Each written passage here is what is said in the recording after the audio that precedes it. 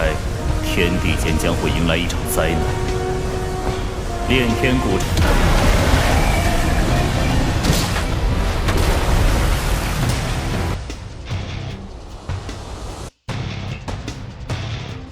Halo Sobat Samakanang, gimana kabarnya? Semoga kalian baik-baik saja ya. Seperti biasa, pada video kali ini kita akan membahas preview cerita Donghua BTTH Flame Emperor ke-76, yang dimana pada episode sebelumnya, kali ini Xiaoyan bersama Mu Yingying dan Mu Feng memasuki kolam kekaisaran Xuanling dan menemukan rahasia mengerikan di balik formasi 9 ikan bermain dengan naga. Mereka harus mengumpulkan batu formasi untuk membuka jalan menuju kolam. Sementara Xiao Shou dan Dapang diam-diam berusaha menjebak mereka. Xiaoyan memilih penjaga terkuat Yusuan, seorang ahli Do di bintang 8 sekaligus pemimpin terakhir klan ikan mata surgawi. Pertarungan hampir menjadi bencana, tetapi kemunculan Raja Naga Emas membuat Yusuan menyadari bahwa Xiaoyan bukan musuhnya. Yusuan kemudian mengungkap rahasia besar. Keluarga kerajaan Xuanling dahulu memusnahkan klannya demi merebut harta mereka. Ia juga memiliki informasi tentang ibu pohon Bodhi roh abadi, bahkan sebuah api suci misterius yang tersembunyi di lantai terdalam istana bawah tanah. Sebagai imbalan atas janji Xiaoyan menyelamatkan putrinya yang tersegel, Yusuan membantu mereka memahami rahasia kolam kekaisaran. Ternyata kolam itu memiliki lapisan kedua yang mampu memadatkan bentuk awal Dukor. Namun, saat Xiaoyan kembali, Xiao Shou dan Dapang telah mengaktifkan naga perak dan mengendalikannya dengan bubuk pemikat pikiran. Mu Yingying pun terpaksa menghadapi naga tersebut. Serangan mematikan sang naga mengarah kepadanya. Apakah Xiaoyan akhirnya akan muncul? Dan itu merupakan inti cerita pada cerita sebelumnya. Kalau begitu, sekarang langsung saja kita masuk ke bagian cerita terbaru.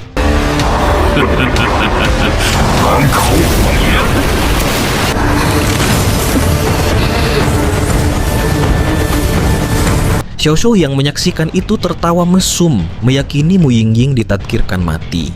Namun, Mu Yingying mendengus dingin dan mendadak bergerak.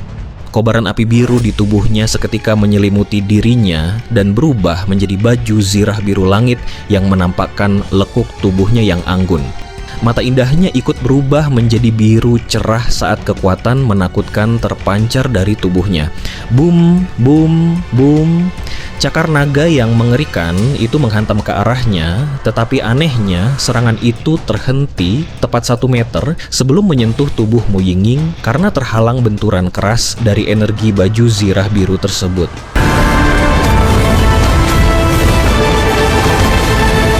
Transformasi armor api, seru Xiaoyan terkesiap dari kejauhan.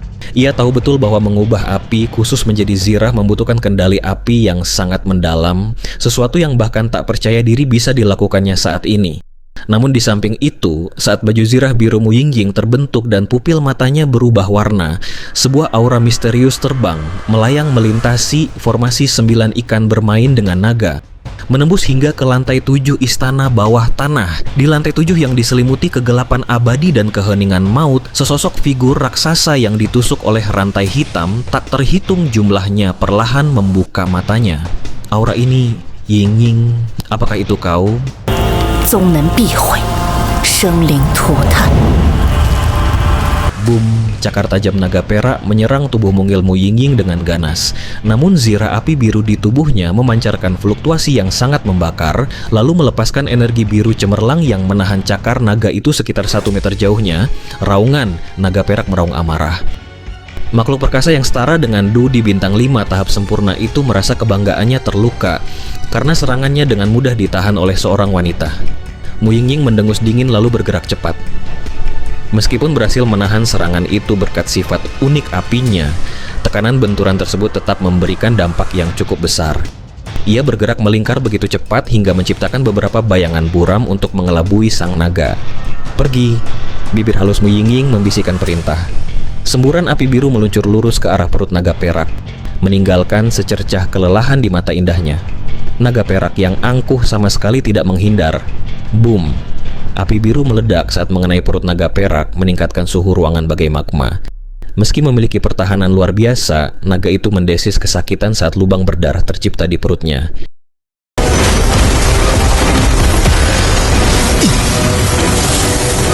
Brengsek, bagaimana mungkin api Mu Yingying memiliki kekuatan begitu mengerikan?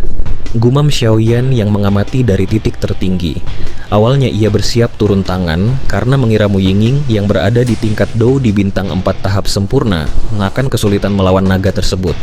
Namun dugaannya hancur melihat kemampuan pengendalian api Mu Yingying yang tak kalah dahsyat dengannya, bahkan mampu melukai makhluk setara Dou di bintang 5. Di sisi lain, Mu Feng yang tadinya cemas ikut bernapas lega. Ia diam-diam mengagumi kekuatan hebat yang dimiliki Mu Yingying dan Xiaoyan. Sementara itu, Xiao Shou mengumpat gusar dan kembali memerintahkan naga perak untuk segera membunuh Mu Yingying. Namun efek bubuk pemikat pikiran tiba-tiba lenyap dan pupil merah naga itu menghilang.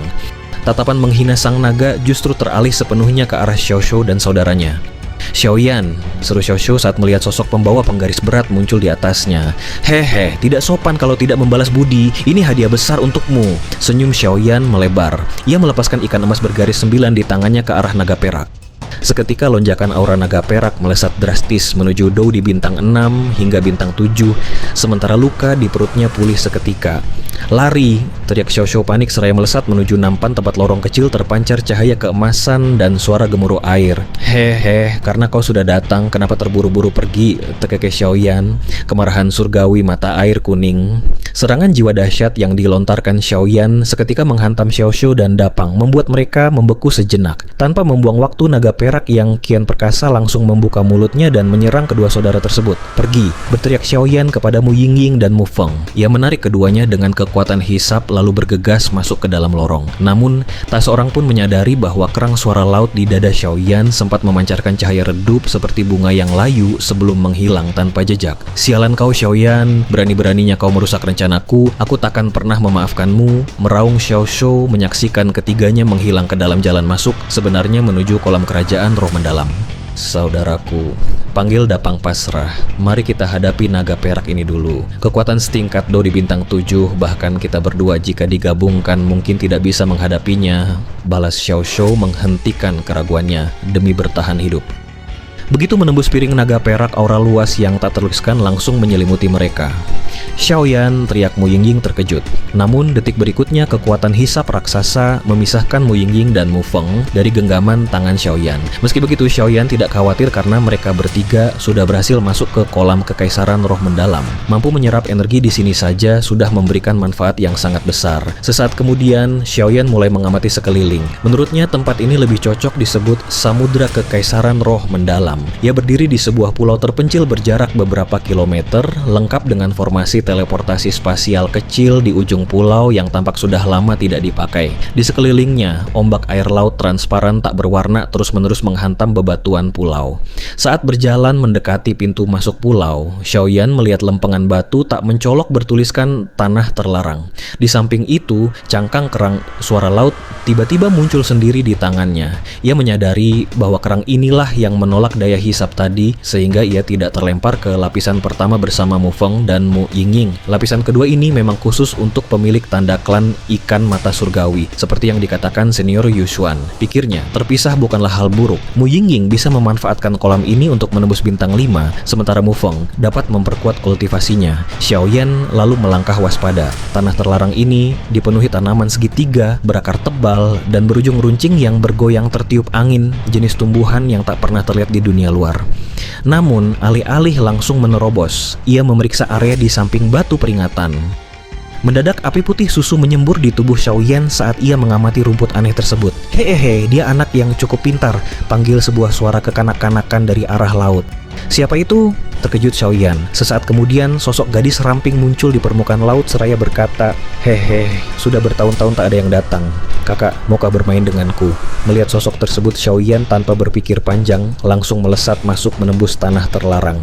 "Kenapa lari? Aku takkan memakanmu," cemberut gadis itu. Namun nadanya berubah serius. "Tapi lelaki tua di dalam sana pasti akan memakanmu. Sayang sekali untuk anak pintar sepertimu." Setelah itu ia kembali menyelam ke laut.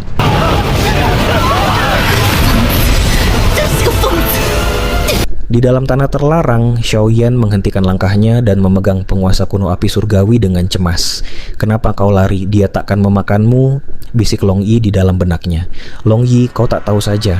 Pada gadis tadi aku merasakan tekanan yang belum pernah terjadi sebelumnya," balas Xiaoyan pelan. Ia lalu teringat pesan rahasia Yushuan sebelum mereka berpisah. Di dalam kolam kekaisaran roh mendalam ada seorang iblis wanita. Jika bertemu dengannya, segeralah lari. Jika tidak, bahkan aku pun akan benar-benar tak berdaya. Xiaoyan teringat pesan tetua Yushuan dan langsung menghela napas panjang dengan tubuh gemetaran. Kemunculan iblis perempuan itu sebelumnya benar-benar memberi tekanan luar biasa hingga membuat Xiaoyan sesak napas. Bahkan, lautan jiwa di dalam tubuhnya ikut bergetar, pertanda jelas bahwa ia baru saja berhadapan dengan lawan yang tak tertandingi. Iblis perempuan itu wujudnya seperti gadis muda. Namun di sisi lain, tetua Yushuan sempat bilang kalau dia memang suka menyamar jadi gadis muda untuk menyergap orang-orang di pinggiran area terlarang. Dia bertugas menjaga tempat itu, tapi di saat bersamaan, dia juga tak bisa pergi dari sana, gumam Xiaoyan. Setelah melangkah beberapa saat ke dalam area terlarang, ia berhenti sejenak untuk beristirahat sambil tetap waspada memerhatikan sekeliling. Anehnya, jalan setapak yang dikelilingi pepohonan di kedua sisinya itu sangat bersih tanpa celah, seolah-olah selalu ada yang membersihkannya setiap hari. Sebelum melanjutkan langkah, Xiaoyan sempat menoleh ke belakang untuk memastikan iblis wanita itu tidak mengikutinya, lalu perlahan berjalan mendekati pepohonan. Secara logika, kalau pohon-pohon ini tumbuh di sini dan energi kolam kekaisaran Xuanling begitu pekat, seharusnya pohon ini menyimpan kekuatan besar, pikirnya. Xiaoyan lantas menempelkan satu tangannya ke salah satu batang pohon. Sensasi dingin mendadak menyebar ke seluruh tubuhnya. Penasaran, ia menempelkan kedua tangannya dengan kuat. Namun Xiaoyan justru mengerutkan kening dengan ekspresi serius. Kenapa sama sekali tidak ada energi di pohon-pohon ini? Ini kan area pusat kolam kekaisaran Xuanling, konsentrasi kekuatannya sangat tinggi. 天幕山脉也应该快要开启了，我得早日动身才行。地方早就人山人海了，若是再不动身，你可就连汤都…… Kalau pohon-pohon ini tidak punya kekuatan sedikit pun, lalu kemana perginya energi mereka? Saat itu, penguasa api abadi memancarkan hangat samar. Long Yi kemudian muncul berwujud naga api dan berkata, sepertinya ada fluktuasi aneh pada ruang di sekitar sini. Mendengar hal itu, Xiaoyan mencoba mengerahkan kekuatan jiwanya yang sangat besar untuk menjelajahi area terlarang. Akan tetapi, dalam sekejap, kekuatan jiwa yang ia kirimkan langsung musnah menjadi abu seperti ngengat menerjang api. Ruang di sini benar-benar melahap kekuatan jiwa, seakan ada kekuatan misterius yang mengisolasi persepsiku. Batin Xiaoyan gelisah. Ia lalu bertanya, Long Yi, apa kau menemukan sesuatu? Long Yi menggeleng, tidak, tempat ini sangat aneh, aku tidak merasakan fluktuasi apapun. Kalau jalur darat tidak memungkinkan, kalau begitu mari coba lewat udara. Mata Xiaoyan berbinar. Ia langsung mengaktifkan Fenjue hingga Douqi, api berwarna putih susu menyelimuti tubuhnya. Xiaoyan pun melesat ke langit bak anak panah. Dalam satu tarikan napas, ia berhasil melayang setinggi 5 meter. Namun ketika Xiaoyan mulai mempercepat lajunya untuk terbang lebih tinggi, sebuah gaya tolak yang sangat kuat di udara mendadak mendorongnya kembali. Long Yi yang melihat kejadian itu tak sanggup menahan tawa. Prosesnya terasa cukup kocak. Xiaoyan yang awalnya terbang santai setinggi 5 meter tanpa kendala, mendadak merasa seperti menabrak bola kapas raksasa saat mempercepat laju kendaraannya. Namun, bola kapas itu sama sekali tidak lembut dan memiliki elastisitas yang menakutkan. Akibatnya, Xiaoyan terpental balik dengan sangat keras dan mendarat gedebuk di tanah hingga tubuhnya penuh kotoran dan debu. Aneh sekali. Ringis Xiaoyan merasa tak berdaya, padahal ia sudah sangat berhati-hati, tapi tetap saja terpental oleh ruang misterius tersebut. Namun tiba-tiba pupil matanya berubah cepat. Xiaoyan langsung berlari menuju lempengan batu prasasti di pintu masuk area terlarang. Kumohon jangan sampai seperti itu, doanya dalam hati. Akan tetapi harapannya pupus. Sekuat apapun ia berusaha, Xiaoyan tetap tidak bisa keluar dari pintu masuk itu. Tidak bisa keluar, tidak bisa terbang ke langit. Situasi ini sama saja seperti di penjara di pulau terpencil.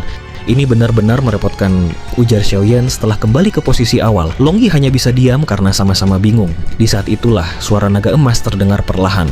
Ruang di sini sepertinya sengaja diisolasi. Sejak memasuki formasi 9 ikan bermain dengan naga, aku sudah sadar bahwa ruang di tempat ini sangat aneh. Kemungkinan besar pengaruh formasi inilah yang membuat kalian bahkan tidak bisa menggunakan tubuh dodi kalian. Xiaoyan langsung terkejut setengah mati. Jika hanya tidak bisa keluar atau terbang, ia masih bisa tenang karena memiliki tubuh abadi, tubuh dodi tingkat ke-10 yang menjamin keselamatannya. Namun, jika tubuh abadi pun tidak bisa digunakan, bukankah ini berarti jalan buntu? Melihat Xiaoyan mulai panik, naga emas tertawa kecil untuk menenangkan. Hehehe, jangan berkecil hati dulu. Walau kau tidak bisa keluar, tidak bisa terbang, dan tidak bisa menggunakan tubuh dodimu. Tapi siapa bilang kita harus pergi? Apa kau lupa alasan utama aku membawamu ke sini? Kata-kata penuh percaya diri dari guru besarnya itu berhasil mengembalikan benih keberanian Xiaoyan. Mata coklat gelapnya kembali berbinar cemerlang. Tanpa ragu lagi, ia menyandang kembali penguasa api abadi di punggungnya dan melangkah maju secara perlahan namun mantap. Karena tidak ada jalan kembali. Kalau begitu mari kita jalani langkah demi langkah. Senyum Xiaoyan perlahan. Pulau terpencil ini sungguh unik, benar-benar bisa melayang di atas kolam kekaisaran roh agung yang begitu luas, gumam Xiaoyan sambil melangkah. Sementara itu tuannya, Raja Naga Emas, berada di pundaknya sebagai gumpalan kekuatan jiwa. Setelah berjalan beberapa menit, pandangan mereka yang tadinya terhalang kabut tebal tiba-tiba menjadi sangat jelas. Raja Naga Emas menunjuk ke depan dan mata Xiaoyan langsung membelalak. Sebagai alkemis tingkat tinggi, ia mengenali bahan-bahan berharga yang memancarkan warna tak biasa di sana, seperti kumis naga kayu dan tanaman rambat hujan api. Raja Naga Emas tersenyum sambil memindai sekeliling, lalu mengizinkan Xiaoyan mendekat setelah memastikan situasi aman. Menelusuri jalan berkelok seperti ular, beberapa ratus meter kemudian jalan setapak itu menghilang, berganti padang rumput luas. Di sana terdapat peta kecil selebar beberapa meter yang dipenuhi tanaman obat subur. Aku kaya, bisik Xiaoyan gembira. Ia langsung mengeluarkan peralatan giok terbaiknya, botol dan sekop giok, lalu berjongkok untuk memetiknya. Di sisi lain, Raja Naga Emas mengamati sekeliling dengan cermat. Meskipun berstatus semi abadi, ia tak bisa merasakan keanehan pulau itu. Namun ia yakin pulau inilah tempat jatuhnya meteorit yang memberi energi unik pada kolam kekaisaran roh agung. Ambil seperlunya lalu segera pergi, tidak aman berlama-lama di sini, peringat Raja Naga Emas. Xiaoyan mengangguk. Dengan hati-hati ia menancapkan sekop gioknya ke dekat akar untuk menyisakan bagian agar bisa tumbuh kembali. Namun begitu bahan obat itu terlepas dan hendak dimasukkan ke botol giok, suara bang tajam seperti pecahan kaca bergema. Bahan obat berharga itu mendadak hancur menjadi tumpukan bubuk tanpa menyisakan energi. Xiaoyan terkejut karena alat giok seharusnya menjaga kualitas ramuan. Penasaran, ia mencobanya lagi pada tanaman lain, tetapi hasilnya sama persis, hancur menjadi bubuk hampa. Sekali mungkin kebetulan, tapi dua kali jelas tidak, gumam Xiaoyan curiga. Raja Naga Emas berpesan dengan suara berat. Tempat ini sepertinya sangat dekat dengan inti pulau, berhati-hatilah. Dengan gusar, Xiaoyan menyimpan peralatan gioknya. Jika tanaman ini tak bisa dipetik dan tidak mengandung energi, sama seperti pohon-pohon sebelumnya, lalu kemana seluruh energi masif yang diserap dari kolam itu pergi? Saat merenung, Xiaoyan mendongak dan terperanjat melihat dua titik cahaya melayang di tempat bahan obat yang hancur tadi. Titik cahaya itu tidak memiliki daya, namun memancarkan daya hisap samar, seolah memanggil sesuatu dari dalam dirinya. Raja Naga Emas juga menyadarinya dan mengajak bergerak maju menuju area inti. Xiaoyan tak ragu lagi. Ia melapisi tubuhnya dengan douqi, api putih susu, dan memegang penguasa api abadi, bersiap menyerang kapan saja. Namun, begitu mereka melangkah pergi, lahan obat, rumput, dan jalan setapak di belakang mereka mendadak lenyap tanpa bekas.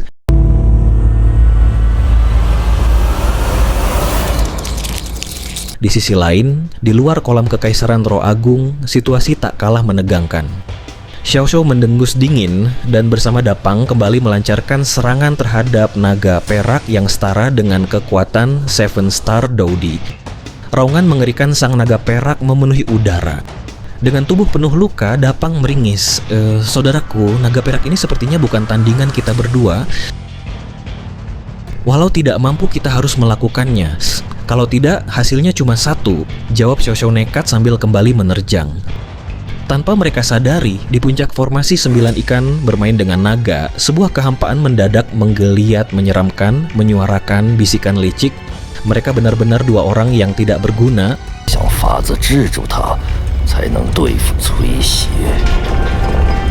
Brengsek, monster ini justru makin kuat di setiap pertarungan, umpat Xiao Shou terengah-engah. Di sisi lain, ruang ini sangat aneh, tubuh Dodiku tidak bisa dipakai, dan Douqiku tidak bisa pulih, lanjutnya.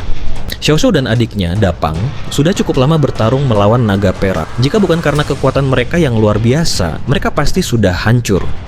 Naga perak itu mendadak berhenti, lalu aura tingkat Dou di bintang 7 perlahan memancar tajam.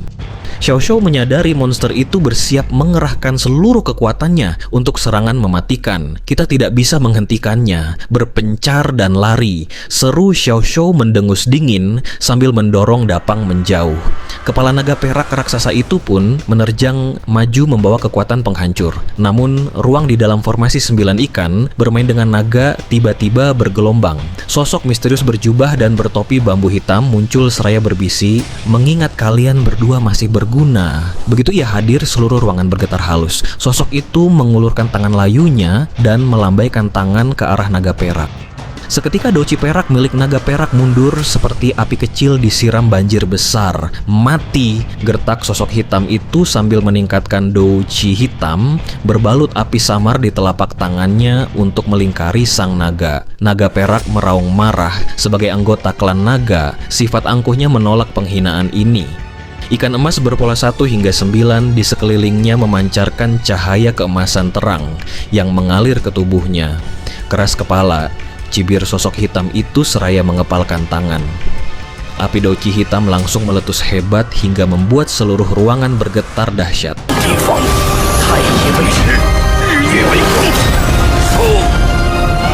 Setelah ledakan mereda, naga perak kehilangan kilaunya, pupil matanya lenyap, dan ia kembali menjadi nampan yang dikelilingi 9 ikan emas. Anggap dirimu beruntung karena cepat, gumam sosok hitam itu. Xiaoshu yang paham situasi langsung berlutut, "Tuan, ini bukan salahmu," jawab sosok hitam itu. Xiaoshu melapor pelan, "Tuan, ketiga orang dari Pavilion Fan Xiang telah memasuki kolam kerajaan Xuanling." Orang-orang tak berguna yang cuma bisa bikin masalah, bentak sosok hitam itu sambil menendang Xiaoshu hingga terpental. Dapang yang marah langsung membantu kakaknya berdiri, namun Xiaoshu menelan amarahnya demi bertahan hidup. Dengan lambaian tangan sosok hitam itu, celah spasial terbuka. "Pergi." "Terima kasih tuan," ucap Xiaoshu lega, lalu menarik Dapang masuk ke lorong ruang angkasa. Dalam hati ia bersumpah, "Hehe, Master Gerbang Ketujuh Solomon, suatu hari nanti aku, Xiaoshu, akan membuatmu berlutut di kakiku." Sosok hitam itu lalu duduk bersila sambil menggerutu. Raja Xuanling benar-benar pikun. Mengutusku untuk 3 orang tidak penting, cuma membesar-besarkan masalah. Tapi tidak masalah, 3 murid terbaik Pavilion Fan Xiang akan gugur di sini. Karena kalian tak bisa masuk, tunggu saja di luar. Hari kalian keluar akan jadi hari kematian kalian. 不会有什么结果，不如今日就此作罢。如此才果，我大费周章引你来此。